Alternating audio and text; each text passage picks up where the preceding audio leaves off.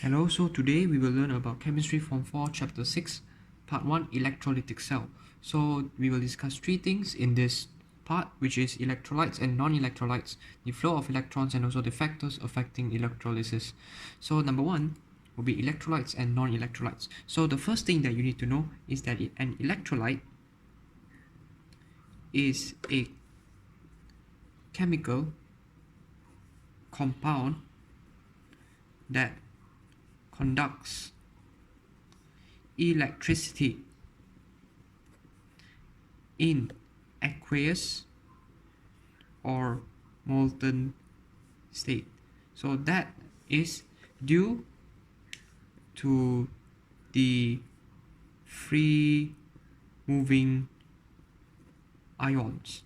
So that is the definition of an electrolyte. An electrolyte is a chemical compound that conducts electricity in aqueous or molten state due to its free moving ions.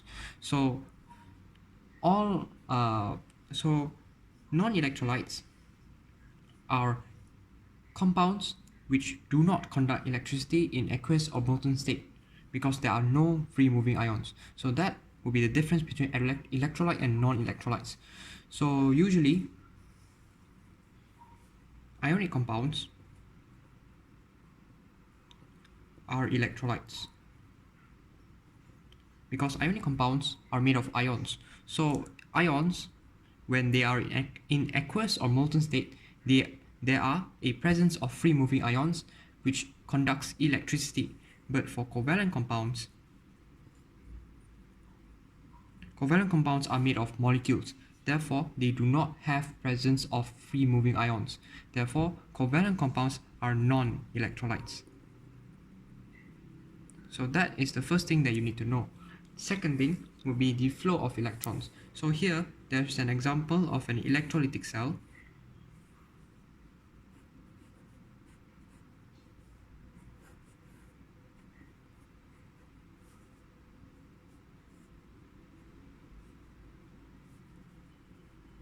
Let's say this is sodium chloride solution, and these are carbon electrodes.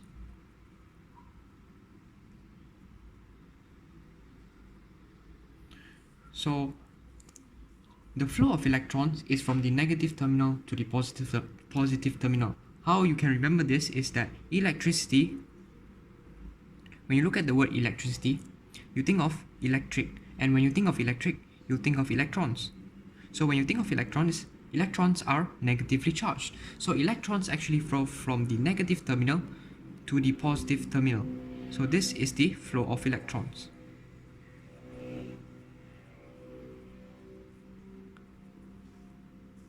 So the electrons always flow from the negative terminal to the positive terminal through the electrolyte.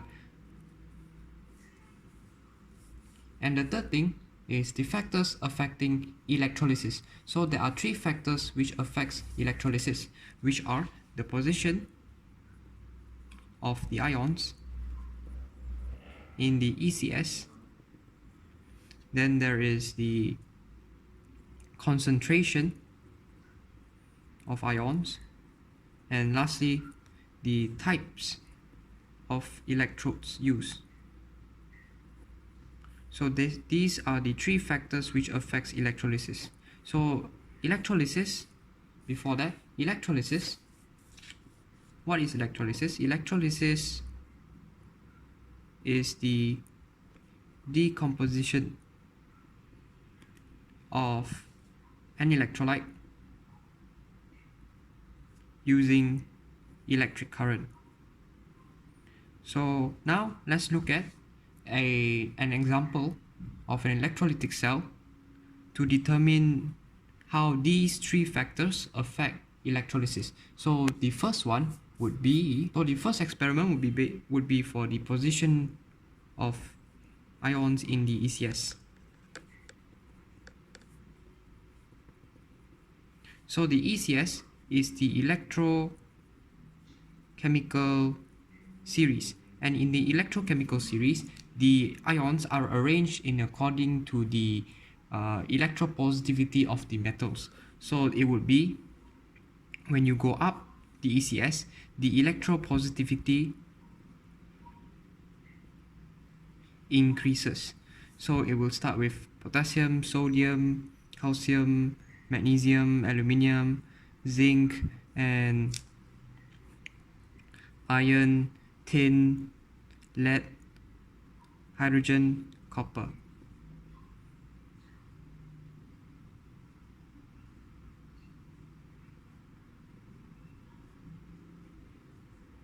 So this would be the position of the ions in the ECS.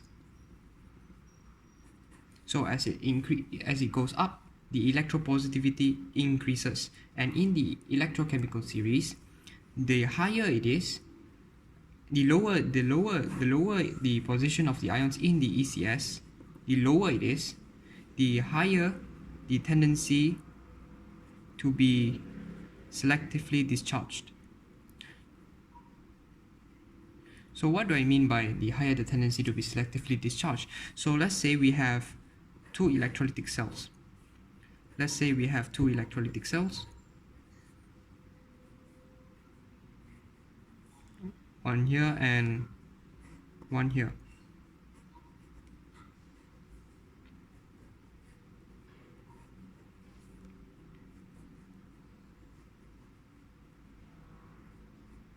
So let's say for this electrolytic cell, we use carbon electrodes, and the solution is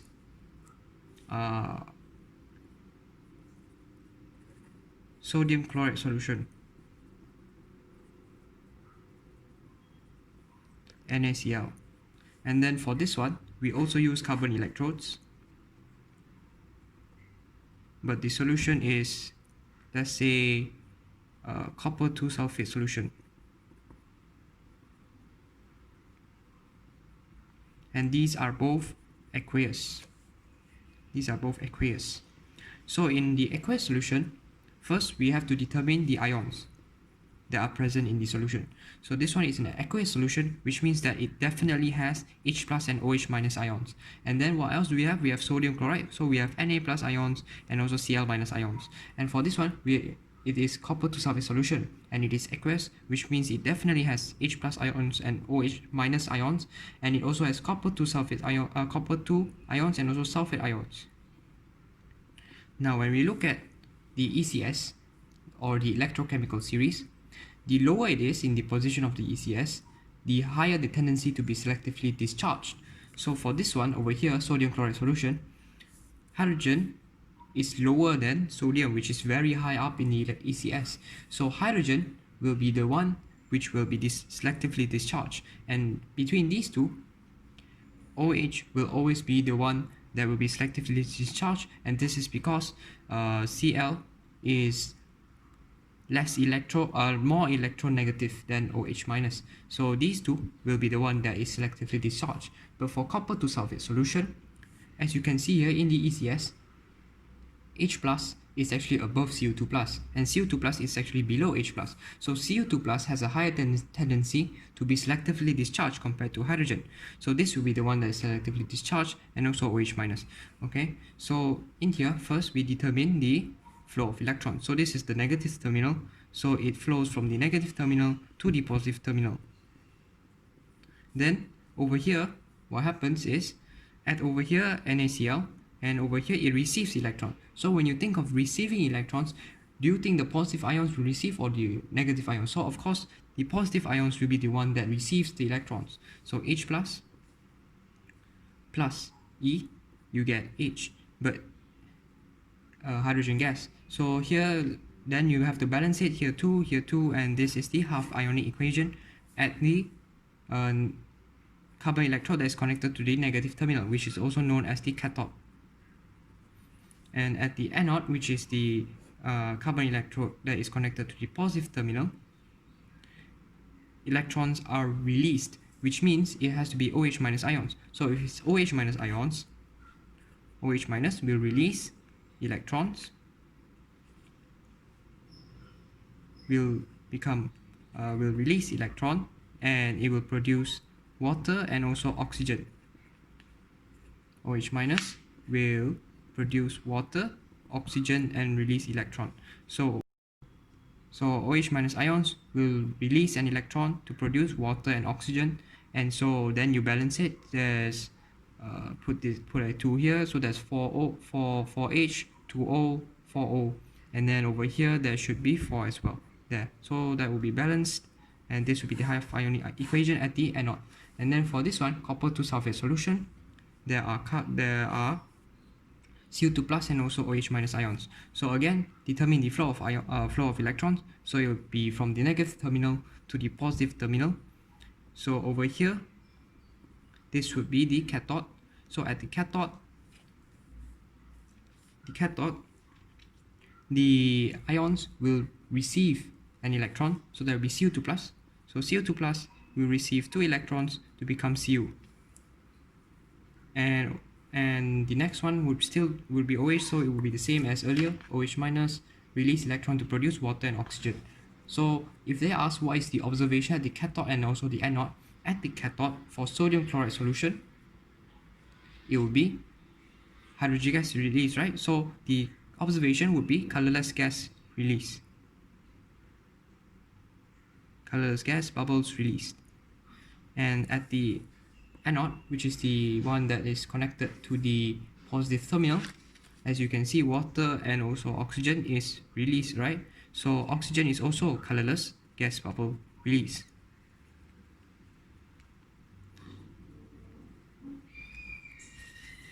And for this one, copper 2 sulfate solution, what we know is copper 2 ions are selectively discharged and also OH minus ions. So for the copper 2 ions, when the copper 2 ions really accepts electrons to become the copper atom, this is a metal. So there will be a solid deposit on the cathode.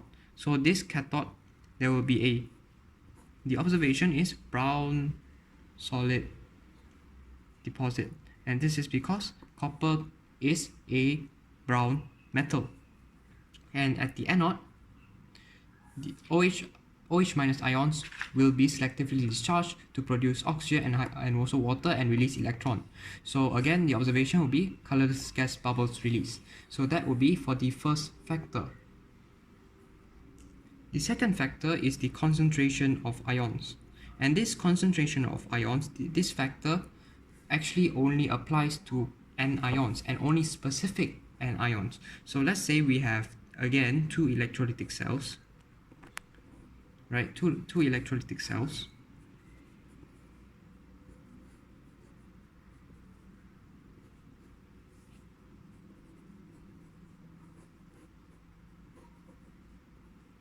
And we say that this one, the electrolyte is copper 2 chloride solution. It is aqueous, and let's say it is 0.01 mole per dm cube. So this will be the concentration. And then over here, let's say we have also copper 2 chloride solution, which is aqueous, and it is 1 mole per dm cube. So this is concentrated, and this is diluted.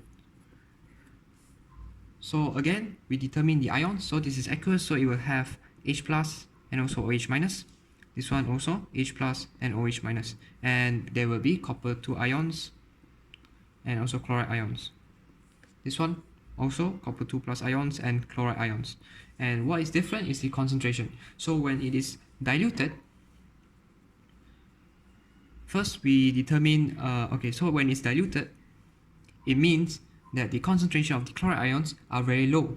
Therefore, the OH minus ions will be selectively discharged. And as we learned just now in the ECS, the copper 2 ions are lower than hydrogen ion, so this will be selectively discharged. But in this case, when it is concentrated, when it is very concentrated, the chloride ions are concentrated. Therefore, the chloride ions will be selectively discharged instead of the OH minus ions. So the chlorine ions and also copper 2 plus ions will be selectively discharged. However, this rule, this factor only applies to anions. And also not all anions, only the anions which are simple. That means that it is not a complex ion. Let's say if it is a concentrated copper 2 sulfate solution.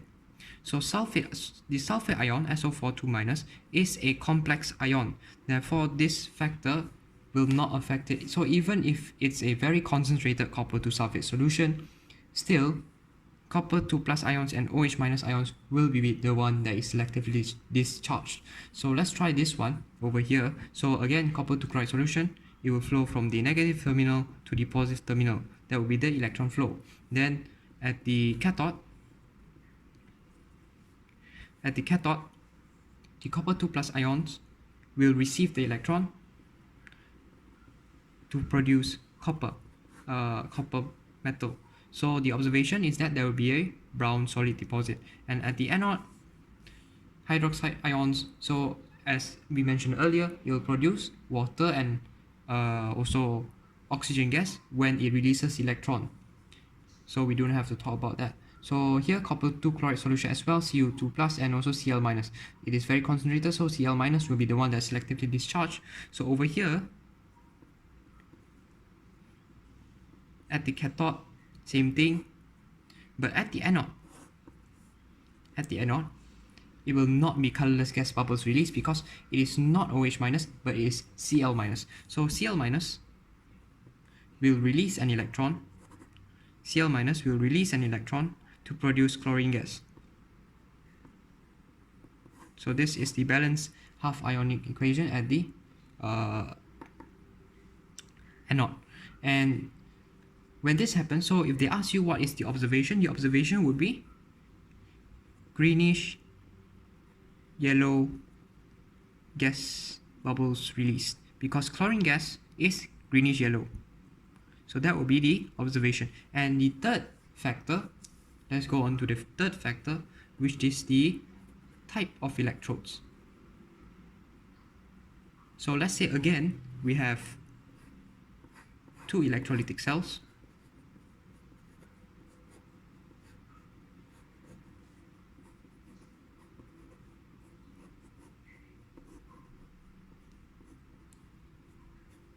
And for the first one, it is copper 2 sulfate solution, aqueous, and this is also copper 2 sulfate solution, aqueous. And however, for this one, the electrodes are carbon electrodes. But for this one, they are copper electrodes. So what's the difference? So again, first, what you do is you determine the ions that are present. So aqueous, hydrogen ions, OH- ions, and then there is copper 2+ ions and also SO4 2- ions. And over here, we have H+ ions, OH-, CO2+, SO4 2-. Okay? And second, the flow of electrons. So negative terminal to positive terminal, negative terminal to the positive terminal. So this would be the cathode, this would be the anode, this would be the cathode, this would be the anode. Right? Okay. So the difference is, for this one, this uses carbon electrodes. So when it's carbon electrodes, the reason why we use carbon electrode is also actually because it is inert and unreactive. It does not react. That is why only the ions that are will be involved in the electrolysis reaction. But for this one, the copper are reactive. They are reactive metals, right? They are reactive electrodes. They are reactive electrodes. So for this one, we already know what will happen, right? At the cathode, the CO2+ ions,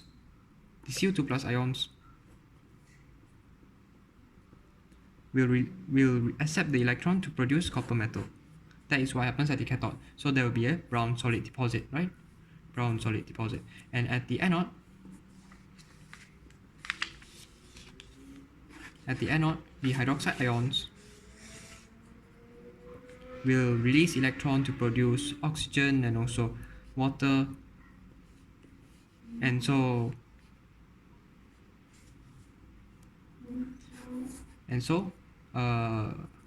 colorless gas bubbles will be released.